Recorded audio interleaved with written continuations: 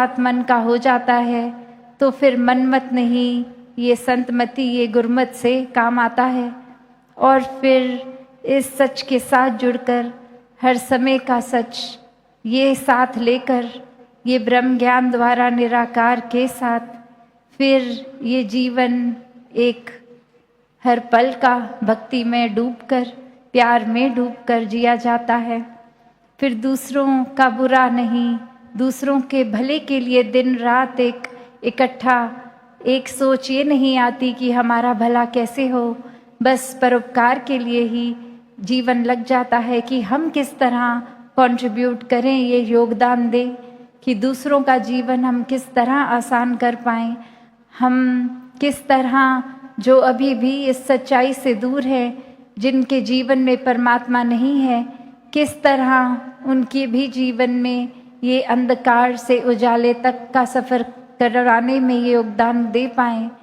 कैसे ये आत्माएं भी जो इतने युगों से तड़पती अपने असली रूप को जान के जीते जी ही मुक्त होकर और जीवन खत्म होने के बाद भी मुक्ति के हकदार बन पाए।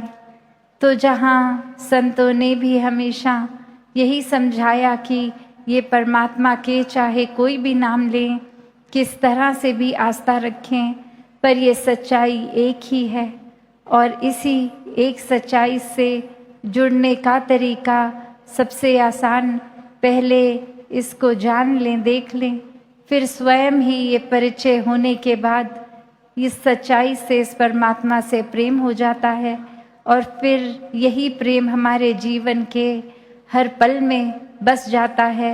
सिर्फ और सिर्फ हम भी आगे हर किसी को ये प्रेम ही देते हैं।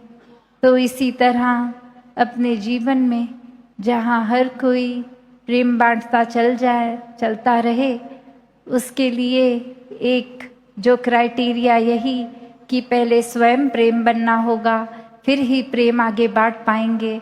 वरना तो एक उस तरह की बात हो जाएगी कि थोड़ी देर के लिए कोई बनावटी रूप हो गया, वो किसी 2-4 लोगों के आगे उस तरह का कर दिया और ये सब ने तारीफ भी कर दी, सब ने अपने हिसाब से सोच लिया ये इंसान ऐसा है, और अगले ही पल बस ये एक एक्ट था, ख़त्म। अब अपने जीवन में फिर से नफ़रत का एक सहारा ले लिया, गुस्सा धारण कर लिया। तो फिर ये प्रेम तो सिर्फ दिखावट का, पर संतों के जीवन में दिखावट, छल कपट ऐसा कुछ भी नहीं होता। एक बहुत ही सरल जीवन, सहज जीवन, इस परमात्मा के रंग में रंगा हुआ जीवन, जो हर एक की भलाई, हर एक की अच्छाई के लिए ही पल पल जिया जाता है। और ऐसा ही जीवन सभी संत आज भी जी रहे हैं। एक अपने सुधार के लिए ये जो आत्ममंथन की भी बात आती है कि आत्ममंथन करते हुए हर पल खुद को ही तराजू में रखते हैं संत कि कहीं हम तो गलत नहीं जा रहे, दूसरे की नहीं देखना जीवन उस तरह की वो सही कुछ कर रहे हैं कि नहीं, पर क्या हम कर रहे हैं सही या नहीं कर रहे। तो संतों को एक वो भी झिझक नहीं होती कि यहाँ ईगो नहीं हर्ट होती, पता है गलती हुई तो अब संवारेंगे भी, वो जिम्मेवारी लेना, वो चेतनता।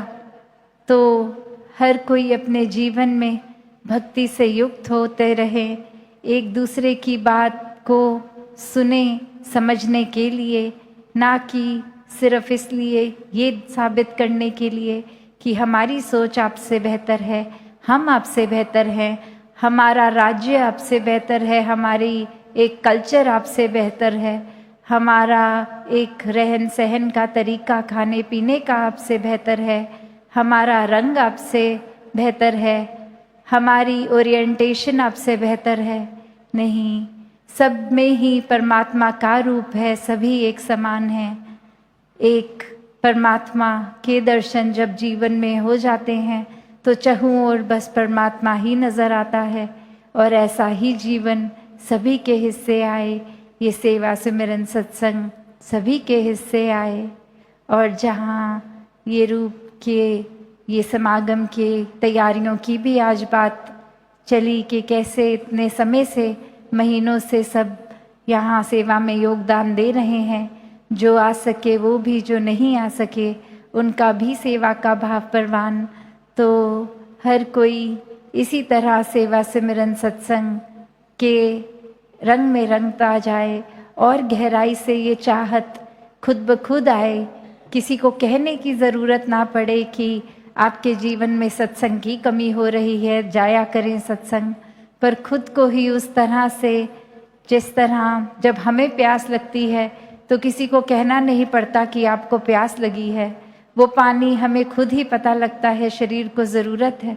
उसी तरह ये रूह की खुराक, ये सत्संग, ये संतों का संग, जब जब फिर ये इसकी भी अगर जीवन में पहली बात तो कमी हो ना, और अगर हो भी तो कैसे खुद को ही ये निराकार से जब जब जोड़ेंगे, ये भी एहसास आएगा कि जीवन में ये संतों का संग कितना ज़रूरी, ये सुमिरन, ये सेवा भाव कितना ज़रूरी।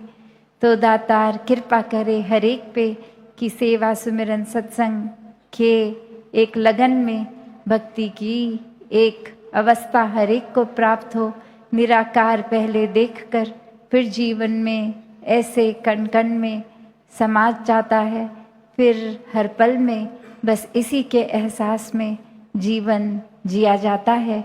ऐसा ही जीवन संतों का, ऐसा ही सभी जीवन जिएं।